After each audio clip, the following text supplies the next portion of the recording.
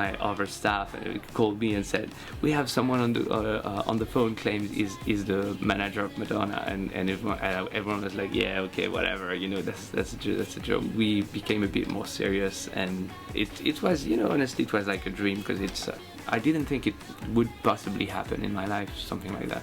Every song has a little story that goes with it. Give Me All Your Lovin' was a different beat. I came up with this cheerleading kind of chant, and that was before she even talked with the guys from the Super Bowl that she was going to maybe perform at the halftime of the Super Bowl. In this song there is what we call together a baby dubstep time, which and the first dubstep bridge that I made was very dubstep, a bit too much for but she liked the idea, but it was just, you know, maybe a bit too aggressive. Basically we kept the idea, and then it became also the perfect place to welcome a solo part by MIA. She has been quiet for quite some years, and so I know there is a lot of expectations and a lot of people who wants to basically just, you know, share some love with Madonna. And I know that during the whole tour, every time that she will say L-U-V, you can have 20 or 30 or 50,000 people will be answering Madonna.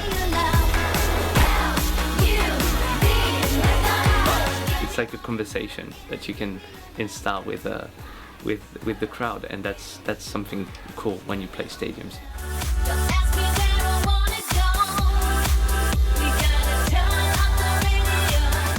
So Turn Up the Radio was the first song that she heard from me on the work that I did for her, and in the first time I didn't know exactly how we were going to work, so I sort of finished the song in a way with a demo vocal on it.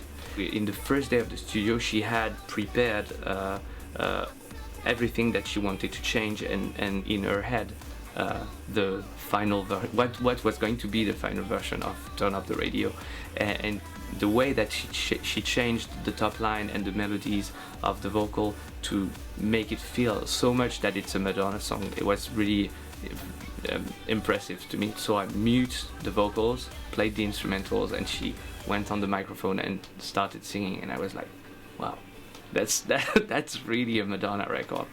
I'd say over the song that we worked on together, I think this is one of the ones that has this sort of very strong Madonna stamp to it. You know, it's like you can feel that it's her.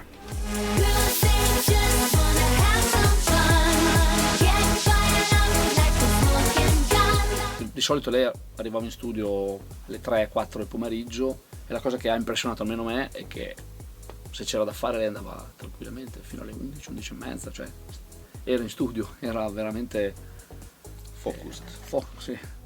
Poi mi ricordo proprio Demo che ha detto, ma mi suoni alcune cose là, lei gli ha suonato alcune cose, e proprio questa base era una base sua di forse qualche anno fa anche, che avevi nel...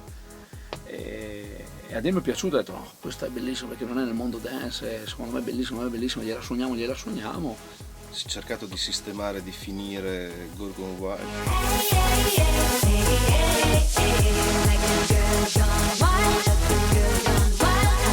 soprattutto in termini di voci, no?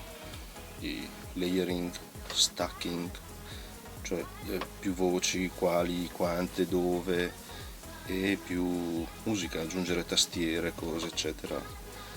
Lei ha esattamente le idee chiare di quello che vuole, dove mettere cosa, quanto, perché. È surreale, impressionante, ma bello. 2 all'inizio. Gorgon Wild è quello che poi è diventato Addicted, I'm Addicted.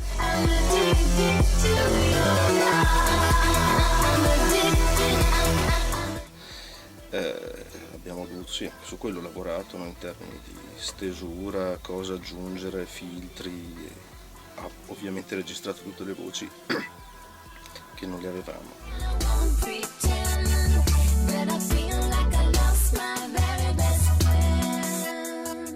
Poi invece per l'ultimo Best Friend è uscita un po' così all'ultimo momento, nel senso ascoltando altre cose anche con Demo ci è piaciuta molto e l'abbiamo fatta sentire, l'abbiamo ricostruita e dopo il traccia Io mi ricordo ascoltato, proprio- le è piaciuto. Sì, si è ascoltato la base, si è tirato giù, si è rifatta gli accordi con la chitarra, si è tirati giù e ci ha lavorato e poi gli è piaciuta. E mi ricordo che noi lavorare con Madonna, e non lo dico, era veramente un punto di arrivo, nel senso che noi abbiamo sempre, ci accontentavamo in realtà di un remix, nel senso che noi magari faremo un remix, perché comunque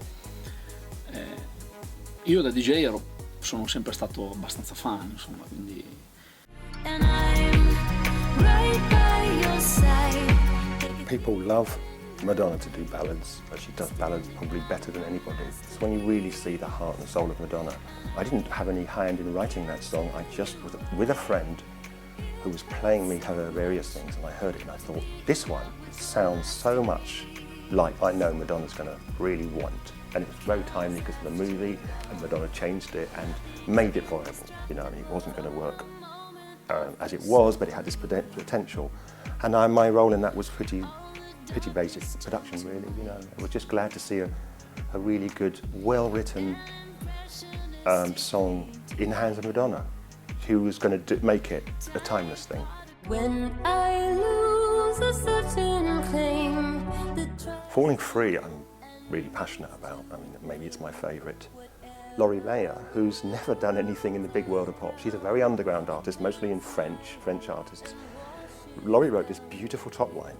I mean, it is extraordinary, and Madonna really enjoyed singing it. They did a lot of work with the words. It went to a new place. It was, I think, really a good job. I was impressed with Madonna's lyricism on this one.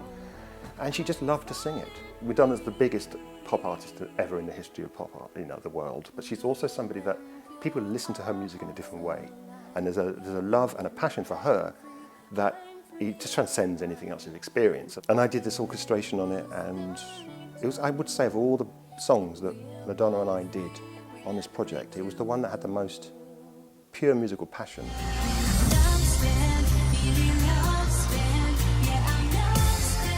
And Love Spent, wow, I mean, well, I did that with Jean-Baptiste and a singer called Priscilla Renee as well, who's amazing. I love working with those two.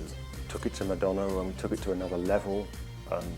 Everybody involved was, you know, these two I mentioned, we're thrilled that it was just going so well.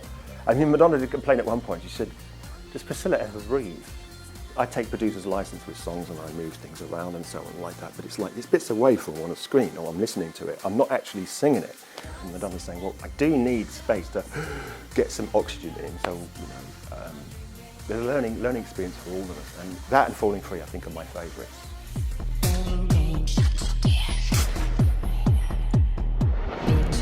There's Gang Bang, which has an interesting story because we did a song called Bang Bang and did it, pretty much finished it. And I remember Madonna wanted to go on a walkabout to see a sunset. She decided in the studio that she had to see a sunset.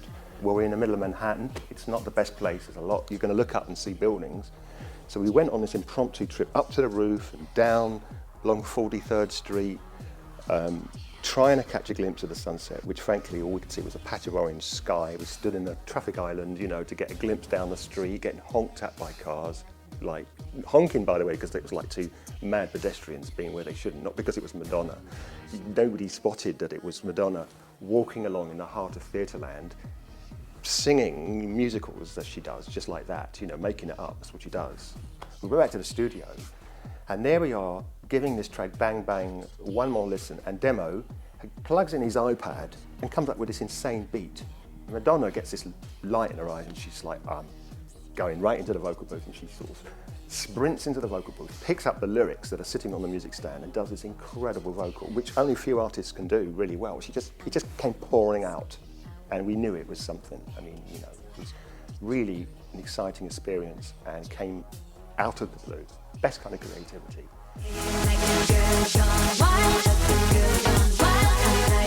We had 2 weeks to come up with ideas. Concepts, lights, wardrobes, styling, all. We worked night and day to think of the idea, think of the hair, think of the makeup, talk to wardrobe, talk to set designers, talk to Madonna, to convince her to cut her hair, to convince her that this is the right idea. There is no difference working with black and white or color as a photographer. So we never really intended to do the color cover and a black and white single. Finally, when all the photographs came out or printed, then we decided that, oh, that looks good for album cover. Oh, shit, this picture looks good for the single. So it's a very natural process. We never really plan. It's much more wider and much more free process than that.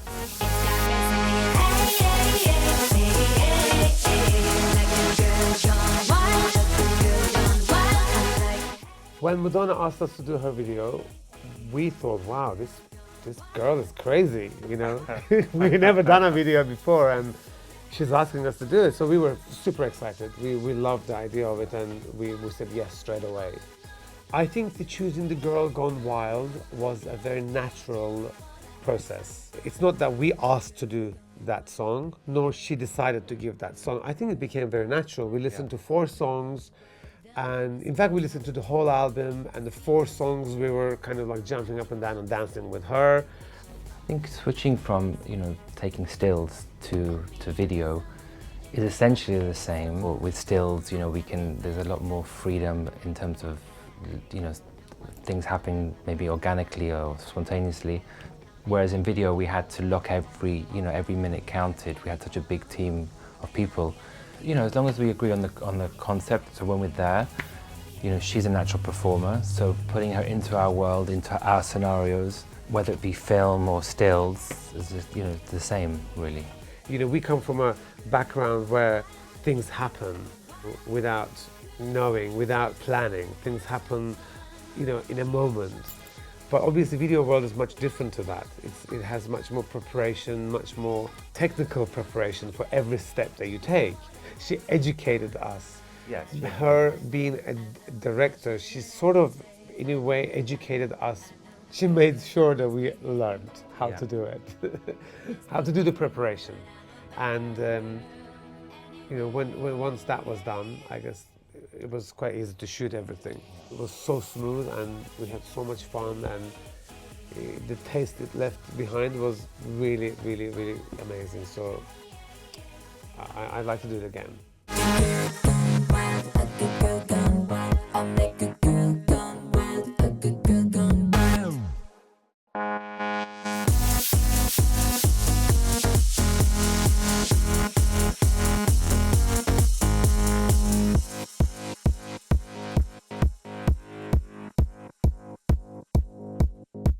It's so hypnotic, hypnotic.